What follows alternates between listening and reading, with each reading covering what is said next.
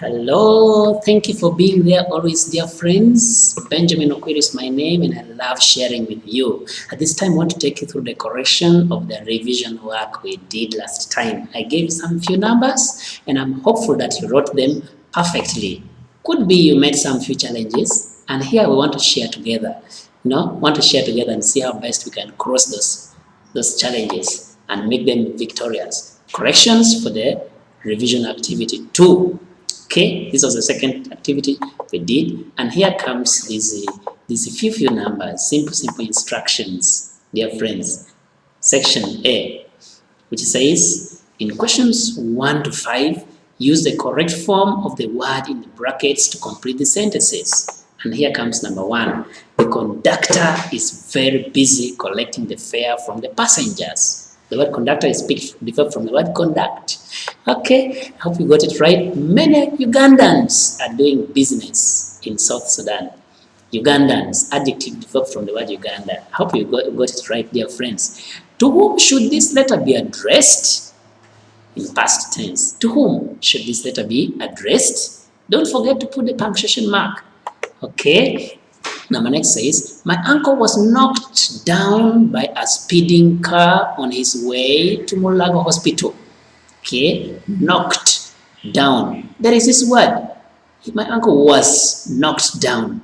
Was is telling us that we need the past form of the word knock. I hope you got it right, dear friends. The next number says, Tom and Benjamin are waiting. Tom and Benjamin are writing their exams now. They are writing. Why are? Look at the word now. Now is calling for the present helping form, helping verb. Okay, we can say Tom and Benjamin are writing their exams now. Hope you did well, dear friends. And let me share with you the next instruction that takes us to the next few numbers. In questions 6 to 15, fill in the blank space with a suitable word to complete the sentences. Okay, and here comes number 6. The host thanked the guest for coming. Okay, for is the preposition being tested for coming. Then you can say, he is the mechanic who repairs a school van. He who repairs van is called as a mechanic. And so is the one tested here. He is the mechanic. Okay, number 8 says, Mugalu didn't catch the morning bus because he reached the bus terminal late. He reached the bus terminal late. What if they had asked for the word arrive? We would say, Mugalu didn't catch the morning bus because he arrived at the bus terminal late. Don't forget that trick. How much money did you pay to the conductor? Yes, another can say, yes, how much money? Next time they can ask you another word to be used in place of money for that aspect. You should say, how much fare? Okay, hope you've got that, dear friends. Next number says, Matthew will not buy a radio unless he gets money. Simple instruction, simple number. Hope you got it right. Unless he gets money. Meaning, it's upon getting money, that's when this man will buy a new radio. Otherwise, he will not. Next number says, the boy whose mother died in a motor accident is my neighbor.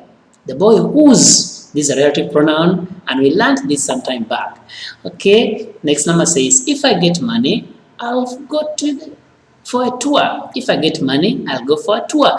It's upon your time to know that this is an if clause to 1 or 3. Like we said, present form, present tense in a verb, in a sentence of if clause tells us that this is an if clause 1. If you see a verb in a past tense, that is already an if clause 2. If you see a verb in a past perfect, that tells us this is in past, in if clause 3. So like here I see, if I get, this is already if clause 1. If I get, I will. If I get money, I'll go for a tour. If I get money, I'll buy a set. If I eat food, I'll be satisfied. Okay? If I understand this lesson, I'll get all the numbers right. Okay? The numbers set upon this lesson. Okay, one us know this. What if you are asked to change to if 2? We shall say, if I got money, I would go for a tour. Remember, that's a regret. If I got means I didn't get, and so I did not go for a tour. And if I am asked to put in if 3, I'll say, if I had got money, I would have gone for a tour. As simple as that, dear friends. Let's practice this several times, and we really need to learn more about the things we talk about in class. If clauses, learn them. Relative pronoun, learn them. Those words you have learned, please practice them time in and time out. Okay? Number 13 says, the herd of cattle which you see over there is mine. One group. The herd of cattle is mine. That's what is tested. Next says, John is an honest boy. John is unobedient. Sorry. John is an obedient boy. That's what is tested, dear friends. And number 15 says, Mary prefers baking bread to making maths. Prefers ... to ... Mary prefers baking bread to making maths. Next instruction says, in questions 16 to 17, arrange the given words in alphabetical order. This is the simplest piece of work. We have it here. Horns, seatbelt, pedal, spokes. We are lucky that we are judging with the help of the first letters. We have H, S, P, and S. Which one comes first? Okay, we have H, S, P, and S. Okay, which one comes first in the order of alphabet? Okay, of course, H will come first, and so we shall find that H takes the first position. Okay, A, B, C, D, E, F, G, H. H comes first. A, B, C, D, E, F, G, H. I, J, K, L, M, N, O, P. P is the next. Q, R, S. Now we have two S's. So we have horn, pedal. Then we're going to test the two S's with the help of the second letters. That is to say, letter E and letter P. Which one comes first? Automatically E will come first. So seatbelt will take our third position, and spoke will be in the fourth position. And as simple as that, dear friends. And so I have it as horns, pedal, seatbelt, and spokes. Okay, these are the words I expect to be knowing. We have tire, mirror, carrier, and bumper. T, M, C, and B. Automatically, I'm seeing B coming in the first place.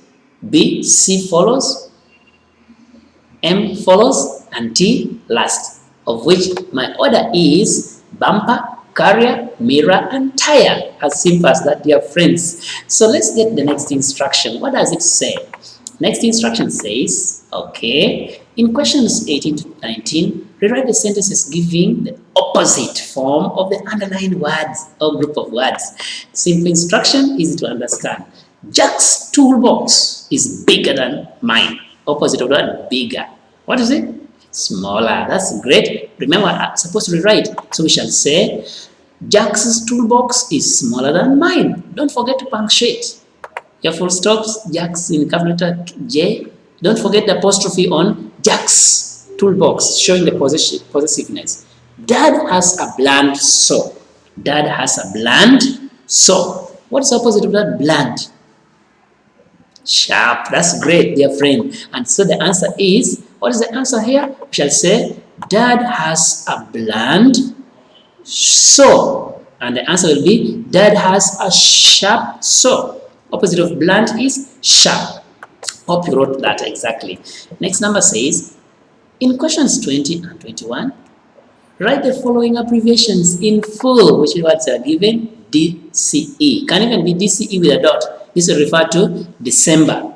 Remember, all months are written beginning capital letters. If it is January, capital letter J. If it is December, capital letter D. If it is February, it is capital letter F. If you don't want to write all of them in capital. But for this case, I tested in this way. So I expect to have written that. And the next number was PO, standing for post office. Post office. Okay. Hope you got that, dear friends. And this reminds us that we should revise these other abbreviations. Don't forget them. Revise other opposites. Small, bigger, sharp, yes. New, yes. Old, yes. Get to know their opposites very well. Wow, dear friends, at this time I feel delighted to take you to the next instruction. What does it say? For questions 22 to 23, arrange the words to form meaningful English sentences. Okay, simple. Parts, spare from did. You were by the question mark. Automatically the answer will be, where did you buy the spare parts from? You can also say, from where did you buy the spare parts? Okay, any of those can be right. Oh, next number says, come Ugandans from Uganda. Oh, simple number. We can say, Ugandans come from Uganda. Simple as that. Ugandans come from Uganda. As simple as that, dear friends. Next instruction says, for each of the questions 24 to 26, give the plural form of the underlined words or group of words. We are asked to give the plural form. Now, it is here I want to explain something, dear friends. You'll bear with me, that once I sent you to go and bring water, give me some drinking water, automatically you're going to pick a cup. Did I ask for the cup? I didn't ask for the cup. Now, when you bring water in a cup, will I refuse? Of course I not. I'll receive your water. This one is telling us to pay attention on the words underlined, though other words are there. So I expect you to rewrite this sentence by saying, remember you're giving the plural form, we shall say, his lorries were badly damaged. This is what I expect of you. If you say different things, please tune to this. Try the corrections quickly. His lorries were badly damaged. Next number says, what does it say? This leaf is yellow. We shall say, these leaves are yellow. These leaves are yellow. I expect those words the way they are in your books to be correct. Then, next number says, that man has a very honest child. What is the opposite of the word? I mean, the plural form of the word child. Of course, children. We shall say that that woman has very honest children. Remember that there is this article here because we are referring to only one child. A very honest child. But since we have now in plural, that article which refers to only one will be dismissed. We shall not put it. We shall say, that man has very honest children. As simple as that, dear friends. Next instruction says, use the words below to construct meaningful sentences. Here are the words. Eat. Here I refer to idea of putting food in the mouth, chewing it, and swallowing it in that process. So if your sentence is in that perspective, showing that meaning, then I expect you to have got the right answer. Like I've said, I don't eat meat. I don't eat meat. Another can say, I don't eat chicken. You can even change the tense here. You can say, I ate meat yesterday. I ate beef yesterday. I ate watermelon in the morning. Still, I'll mark you right. In case you've changed the tense, I still mark you right. So long as your sentence is referring to the idea of putting food in the mouth, chewing it, and swallowing it. Next number test was this. Like I can say, would you like something to eat? In a question form. Would you like something to eat? Remember to punctuate your work well. If it's a question, I expect a question mark. If it is a complete sentence, I expect a full stop. Like that, dear friends. We have another word still that you were given to construct sentences upon. That is to say, eat. And here I refer to pronoun. What is a pronoun? A word used in place of a noun. For example, I can say phone. I can say phone, it is here. This is small phone. I can say phone. I can say, where's the phone? Then you say, it is here. That it is referred to phone. Yeah, being used as a pronoun. So, like I've said, Jane washed her uniform and she ironed it. This it is referring to uniform that Jane washed. Okay? Hope you got it right, dear friends. We have this instruction. In questions 29 and 30, already sentences giving one word for the underlying group of words. And we have 29 saying, Solomon's car was taken to the place where it is repaired. How do we call the place from where the vehicles are repaired? Yes? Garage. That's so good. So we shall say, Solomon's car was taken to the garage. Solomon's car was taken to the garage. As simple as that. Next number says, the woman who collects fare in a bus was snoring and everybody laughed. And so how do you call that woman who collects money in the bus? That fare. Conductress. Wonderful. So we shall say, the conductress was snoring and everybody laughed. And that brings us to the end of the few numbers I've given to you, dear friends. And from my side, it has been nice having you, sharing with you. It's my humble prayer that God keeps you forever and ever and keeps you healthy and you keep learning. In Jesus' name, I've said all this. And I believe you have understood. Bye till we meet again.